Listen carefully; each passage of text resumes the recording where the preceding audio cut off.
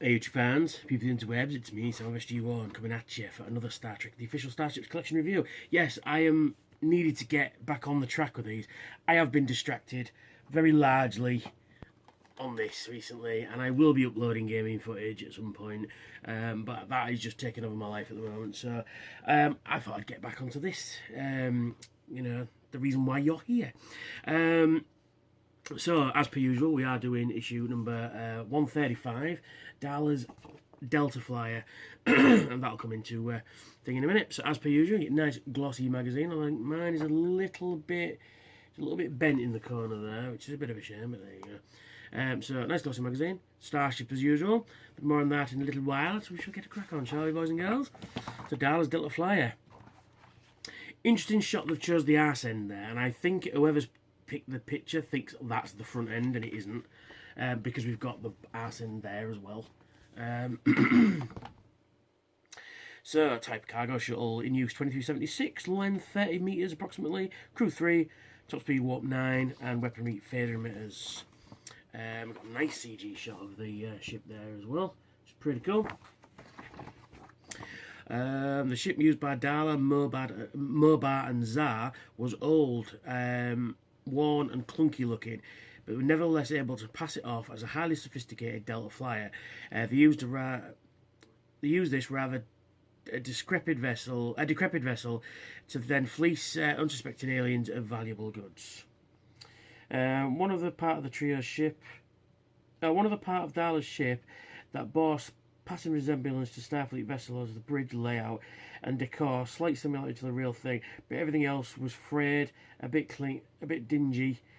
The crew were all the same species, who normally had hair, but disguised themselves, impersonating members of the Voyager crew. And we've got various images there. Got Voyager and the Delta Flyer, and then we've got what looks like a Mawasi cruiser. I think they just use that ship as generic Delta Quadrant ship, but this ship would be nice in the collection as well. And then we've got another view of it there, unlocked to the tractor beam. And then we've got, despite belonging to a different species, Dala was capable of impersonating Captain Janeway convincingly with the aid of a wig and clothes that approximated a Starfleet uniform. It certainly looked much more like Janeway than her ship looked like the Delta Flyer. She had obviously studied the database that was downloaded from the Delta Flyer, as she knew personal facts about the captain and had even copied some of her mannerisms. A topographical view of said ship. It's very nice, very nice, very nice, very nice.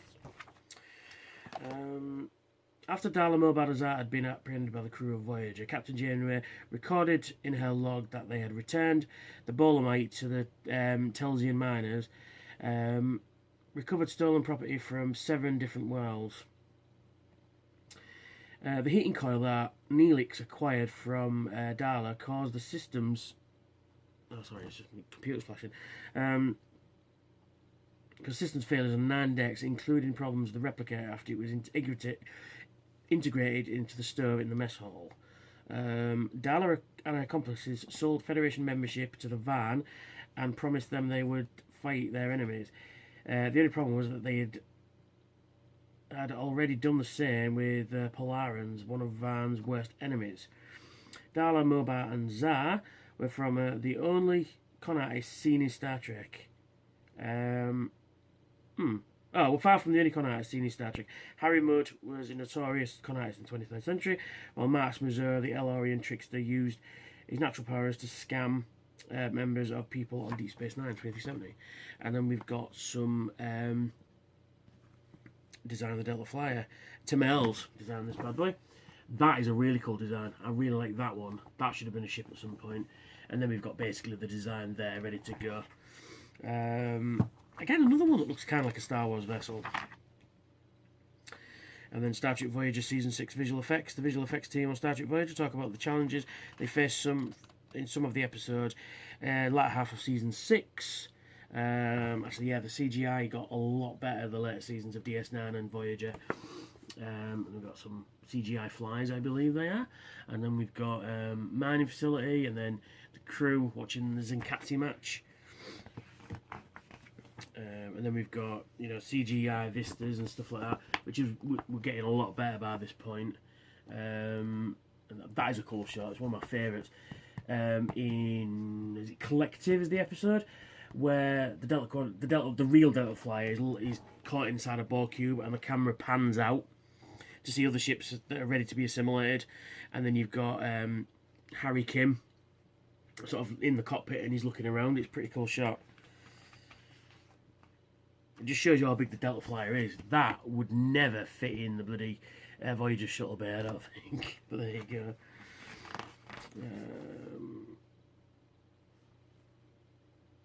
Yeah, we've got some more shots there. Pretty cool, pretty cool, pretty cool. And the transformation of the hologram into a cow. Those episodes I didn't particularly like. So we got On Screen. First appearance was Live Fast and Prosper, Starship Voyager, designed by Tim Earls.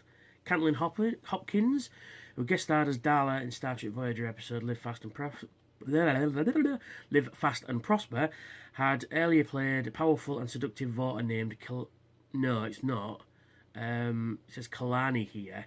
100th episode Deep Space Nine. It isn't. It's I forgot her name now. It's not Kilani at all.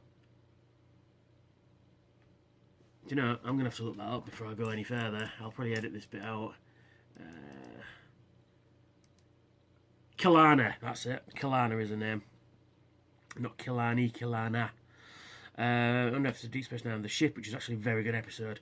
Some of the exterior scenes of the ship were filmed in Soledad Canyon, a gravel pit of North Los Angeles. Hopkins remembered that the temperatures was over 100 degrees Fahrenheit. Fucking hell, man. And one of the Jem'Hadar actors had to be covered in head to toe covered in rubber, passed out due to the heat.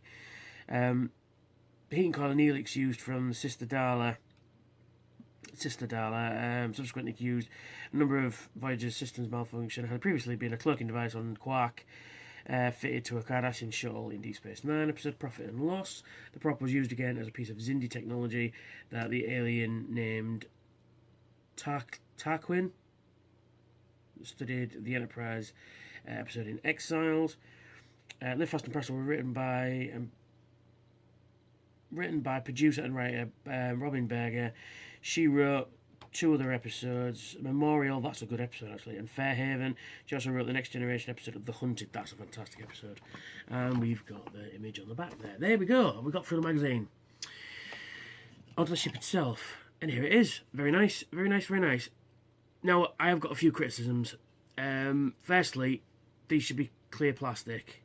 They are clear plastic. No, I take that back. I thought they were painted. No, they are clear plastic. You can't really tell, but they are definitely clear plastic. You've got some really nice S-tucking going on there. And I like this kind of bit that's been added on later, which is kind of nice. It's got a real Millennium Falcon type vibe to it. And you can see this wire sort of comes out of there, goes into that junction box there, back out. It looks like an on-the-fly repair that's working and they just haven't got around to fixing. So there's another one at the front there. I don't know if you're going to be able to see it. I don't think you can. Yeah, you can just make it out there and it moves along there. It's pretty cool, that, actually. You've got some Delta symbols on the side there. And you've got the red nacelles, the red Buzzard collectors and the blue warp nacelles to match the Starfleet vessel. But yeah, it's really cool. You've got some really nice Aztecing on the bottom there. There's no moulded detail on this bit, but it's all Aztecing. But it's really nice. Really, really nice. I believe that bit there is the bridge. And we've got a bit of dust on the top there. Sorry. Yeah, because this fucking thing, right? A little story about it. This thing, I was going to do this review last week, and it fell off, and it went right underneath the back of this table that I'm here now. I could see the fucking thing, but I couldn't reach it. It took an hour and 40 minutes to get it out, move it, and get it. It just fell in such a way that it was just, I couldn't fucking get it back out. But I got it back out. So here we are. So nice pinstriping on the top there, and yeah, very nice. Now, this is a ship you could miss. I'm not saying you should miss, but this is definitely a ship you could miss. I like it. I think it's kind of cool. It'll definitely... excuse me. Excuse me. It's got definitely place in the Delta Quadrant segment, which I'm going to eventually build. I will get round to doing that at some point. But yeah, I think this is a really nice model. Well built, and it's fucking pretty big as well, pretty wide. Because, I mean, this is how wide it is. Let me get something without knocking it all over. And no, I'm not going to knock it. I'm not going to drop anything. This is the Delta Flyer, and this is the prototype Voyager. Look at the size difference, and this one costs more. Yeah, this was $14.99. This was only $9.99. Yeah, so I mean it's about the same length. I think Voyager's a bit longer. Yeah, a little bit longer, but that's much wider. You know, but you know that's not a bad thing. But it is really nice. It's really nice. It's quite heavy as well, although it is quite hollow. I think this one might be all plastic.